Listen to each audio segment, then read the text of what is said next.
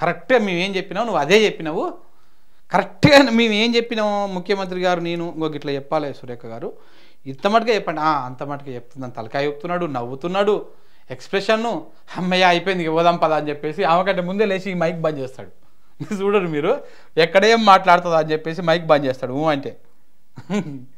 పాపం పొంగులేటి శ్రీనివాసరెడ్డి గారికి కష్టం పగవని కూడా రావద్దండి. ఎదుడు ఎదుడు అగో బంద్ చేయి అది ఈయన బంద్ చేస్తే ఆమె ఒత్తుకొని మాట్లాడుతుంది.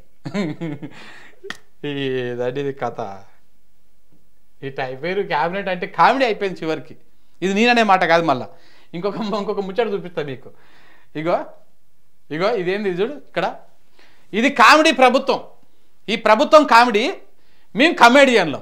ఎంత అద్భుతమైనటువంటి ఎమ్మెల్యే గారు ఆయన తెలియదు కానీ నాకు నిజంగా మరి ఎవరన్నారో ఇది కామెడీ ప్రభుత్వం, మేము కమేడియన్లం. కాంగ్రెస్ ప్రభుత్వంలో ఎమ్మెల్యే ఎందుకయ్యానో, దీనికి ముందో దీని తర్వాతనో ఎమ్మెల్యే అయితే బాగుండు, ఒక్క పని కావట్లేదు, కార్యకర్తల్లో చులకనైనం, ముఖ్యమంత్రికి సన్నిహితుడైన ఓ ఎమ్మెల్యే ఆవేదన అంట. ఎవరయ్యా ఎమ్మెల్యే? ఎవరైనా కాంగ్రెస్ అధికారంలో ఉన్నప్పుడే నేను ఎమ్మెల్యేగా ఎందుకు గెలిచానో, ఈ ప్రభుత్వం కామెడీగా ఉన్నది, మేమందరం కమేడియన్లుగానే ఉన్నాం. ఈ వ్యాఖ్యలు చేసింది ఎవరో కాదు, ఓ ఎమ్మెల్యే. అది కూడా సీఎం రేవంత్ రెడ్డికి సన్నిహితంగా మెదులుతారని పేరున్న ఎమ్మెల్యే కావడం మరీ విశేషం. దీనిని బట్టే రాష్ట్ర ప్రభుత్వ పరిస్థితి, ఎమ్మెల్యేల మనోగతం అర్థం చేసుకోవచ్చని రాజకీయ విశ్లేషకులు అభిప్రాయపడతా ఉన్నారు. ఉమ్మడి ఆదిలాబాద్ జిల్లాకు చెందిన ఓ ఎమ్మెల్యే గురువారం సచివాలయానికి వచ్చిందంట. సో ఈ సందర్భంగా తనను కలిసిన జర్నలిస్టులతోటి మాట్లాడుతూ, ఎవరబ్బాయి ఎమ్మెల్యే, ఎవరిది అసలు, ఈయనకు సన్మానం చేయాలి, నాకు చెప్తే నేను కనీసం స్క్రీన్ మీద సన్మానం చేస్తా ఫోటో పెట్టి. ఆ ఎమ్మెల్యే పాపం ఎవరో, ఈ ప్రభుత్వం కామెడీ ప్రభుత్వం, మేమందరం కమేడియన్లము, ఒక్క పని కూడా అయితలేదు, ప్రజల దగ్గర కార్యకర్తల దగ్గర చులకన అయిపోతా ఉన్నాం అని చెప్పేసి ఆయన చెప్తా ఉన్నాడు. అంటే ఒక ఎమ్మెల్యే ఆయన ఏమంటా ఉన్నాడు, ఇంకా ఇంతకు ముందో లేకపోతే ఇప్పుడో, ఇంతకుముందు ఎమ్మెల్యే అయినా బాగుంటుండే, చరిత్రలో నా పేరు నిలబడుతుండే, దీని తర్వాత అయినా కానీ మంచిగా ఉంటుండే, ఇప్పుడు ఎందుకైనో ఈ కాంగ్రెస్ పార్టీ అధికారంలోకి వచ్చినప్పుడు నేనెందుకు ఎమ్మెల్యే అయినో నాకు అర్థమైతలేదు, ఒక్క పని గింత పని కూడా అయితలేదు, ఇసుమంత పని కూడా అయితలేదు, కార్యకర్తలకు ఏం పని చేయలేకపోతున్నా, నియోజకవర్గంలో ప్రజలకేం పని చేయలేకపోతున్నా, రూపాయి మందం పని అయితలేదు, చులకన అయిపోతున్నా, కమేడియన్ చూస్తూ ఉన్నారు ప్రజలు మమ్మల్ని, మేము పెద్ద కమేడియన్ లెక్క మారిపోయినాం, జోకర్లం అయిపోతున్నాం, ప్రజలు దేక్తలేరు మమ్మల్ని అని చెప్పేసి ఆదిలాబాద్ జిల్లాకు సంబంధించినటువంటి ఒక ఎమ్మెల్యే గారు ఆ మాట అన్నారంట. మరి ఎవరు ఆ ఎమ్మెల్యే? ఆదిలాబాద్ జిల్లాలో రేవంత్ రెడ్డి గారికి చాలా దగ్గరగా ఉన్నటువంటి ఎమ్మెల్యే ఎవరబ్బా? వెడమ బొజ్జా లేకపోతే ఇంకెవరు మరి ఎవరో, మరి అంత దగ్గరగా ఉన్నటువంటి వాళ్ళు ఎవరో తెలియదు కానీ ఇది అవుతా ఉన్నది. ఇదేం తిరుగుతుంది, వచ్చింది 3వ పేజీలో ఉందంట. ఇగో తీవ్ర అసంతృప్తిని వ్యక్తం చేసిండంట. కాంగ్రెస్ ప్రభుత్వం వచ్చినప్పుడే ఎమ్మెల్యేగా ఎందుకు గెలిచాను అంటూ నిట్టూర్పు చెందిండంట. కాంగ్రెస్ ప్రభుత్వం ఏర్పడే కన్నా ముందో తర్వాతనో నేను ఎమ్మెల్యే అయితే బాగుండేది కదా అంటూ కొత్త ఎమ్మెల్యే ఆవేదన చెందడం గమనార్హం అంట. కొత్త ఎమ్మెల్యే అంటే ఇక నాకైతే ఎందుకో కొడుతుంది, వెడుమ బొజ్జు లెక్కనే కొడుతున్నట్టు అనిపిస్తున్నది. మరి I'm not sure, subject to correction, మళ్ళా లేనిపోని వ్యవహారం అంతా పెట్టకుర్రి. కానీ కొత్త ఎమ్మెల్యే అంటే మరి ఆదిలాబాద్ జిల్లాలో ఎవరో చూడాలి. సో ఈ ప్రభుత్వం కామెడీగా ఉన్నది, మేము అంటే ఎమ్మెల్యేల అందరం కూడా కామెడీగానే ఉన్నామంటూ ఆయన వ్యాఖ్యానించారు. తొలిసారి ఎమ్మెల్యేగా గెలిచిన సంతోషం కూడా లేకుండా పోయిందని ఆందోళన వ్యక్తం చేశారంట. సచివాలయం చుట్టూ అధికారుల చుట్టూ తిరుగుతున్న ఒక్క పని కూడా కావడం లేదని వాపోయారు.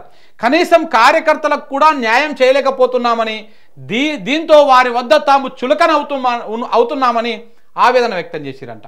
కాంగ్రెస్ ప్రభుత్వ పనితీరుకు సీఎం రేవంత్ రెడ్డి పాలనా వైఫల్యానికి ఈ ఘటన అద్దం పడుతుందని చెప్పి సచివాలయ వర్గాల్లో చర్చ జరుగుతోంది. తొలిసారిగా గెలిచినటువంటి ఎమ్మెల్యే అలా వ్యాఖ్యానించారంటే ప్రభుత్వ వైఫల్యానికి ఇంతకన్నా పరాకష్ట ఏమిటనే విమర్శలు కూడా వ్యక్తమవుతా ఉన్నాయి. వాస్తవానికి ఈ పరిస్థితి ఒక్క ఎమ్మెల్యేదే కాదని కాంగ్రెస్లోకి జంప్ అయినటువంటి అందరూ ఎమ్మెల్యేలది అదే పరిస్థితి అని పేర్కొంటున్నారు. అధికారంలో ఉన్నామనే మాటే తప్ప దానికి తగ్గ ప్రయోజనము ఏమీ లేదని వాళ్ళు ఆవేదన వ్యక్తం చేస్తూ ఉన్నారంట.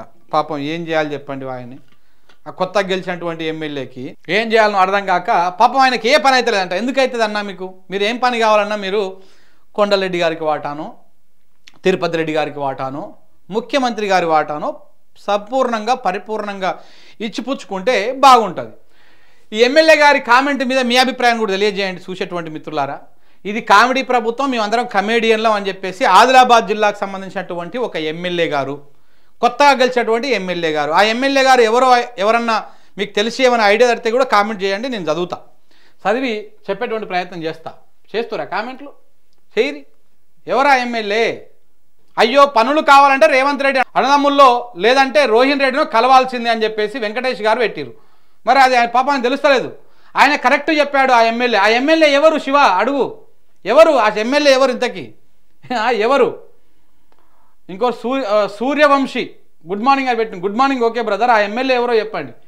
ఈ మాదో కామెడీ ప్రభుత్వం, మేమందరం కమేడియన్లం అని చెప్తా ఉన్నారు. ఆ ఎమ్మెల్యే ఎవరు? వివేక్ వెంకటస్వామి. ఆయన ఎమ్మెల్యే ఎందుకు అవుతాడు సార్? మీరు మరీ ఇట్లా వెంకటేష్ గారు మరి మీరు లైవ్లో కామెడీ చేయకండి. ఆయన ఎమ్మెల్యే అయితే ఆయన మంత్రిని పట్టుకొని మీరు ఎమ్మెల్యేని ఆయన స్థాయిని దిగదారుస్తూ ఉన్నారు.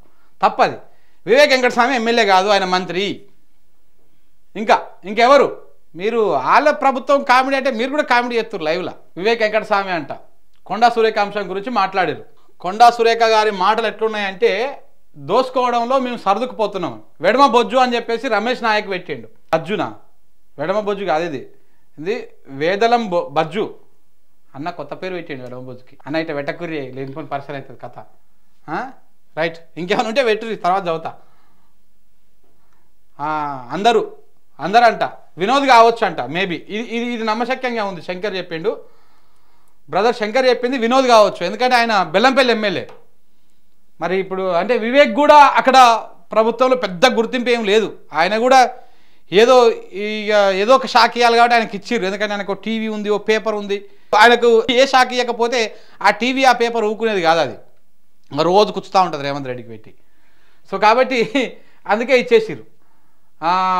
Minister or team leaders remaining all అందరంట, ఆల్ కంటెస్టెంట్స్ ఓవరాల్ కమేడియన్స్ అంట. అందరు కమేడియన్లే అంట. మినిస్టర్లు, ఎమ్మెల్యేలు అందరు కమేడియన్లే అని చెప్తా ఉన్నాడు. మాది ఆదిలాబాద్ శంకరన్న గారు, మీది ఆదిలాబాదే మిత్రమా. కాకపోతే మరి నువ్వు చెప్పిన ఆయన కాదా చూడాలి. జనార్దన్ రావు అంటున్నాడు కోమటిరెడ్డి. సార్ కోమటిరెడ్డికి ఆదిలాబాద్కి ఏమన్నా సంబంధం ఉందా అండి? కోమటిరెడ్డిది రాజగోపాల్ రెడ్డి గారేమో మా ఎమ్మెల్యే, మునుగోడు ఎమ్మెల్యే, నల్గొండ ఆయన. కోమటిరెడ్డి వెంకటరెడ్డి ఏమో ఆ ఎమ్మెల్యే. ఏ ఎమ్మెల్యే? నల్గొండ ఎమ్మెల్యే. ఆయన మంత్రి. మళ్ళా పాయల్ శంకర్ అని పెట్టిండు. అంబర్ ప్రియ అనటమా శంకర్ అంటే పాయల్ శంకర్ కావచ్చు ఆదిలాబాద్ జిల్లాకు. మరి రేవంత్ రెడ్డి గారికి అత్యంత సన్నిహితంగా ఉన్నటువంటి ఆయన కాదు. వేలనం ఇది దారుణమయ్యా. ఈ ననావత్తు వెంకట లక్ష్మణ్ బ్రో, మీరు ఇట్లా కామెడీ చేసి నవ్వించకూడదు లైవ్లో. పేరుని వలనం బోగు అని పెట్టిర్రు. శంకర్ ఎమ్మెల్యే అని చెప్పేసి ఇంకొక కామెంటు. అందరూ దొంగలే కాంగ్రెస్ వాళ్ళు అని చెప్పేసి. Okay, nice, right. ఇక నెక్స్ట్ వార్తలకు గోదావరి.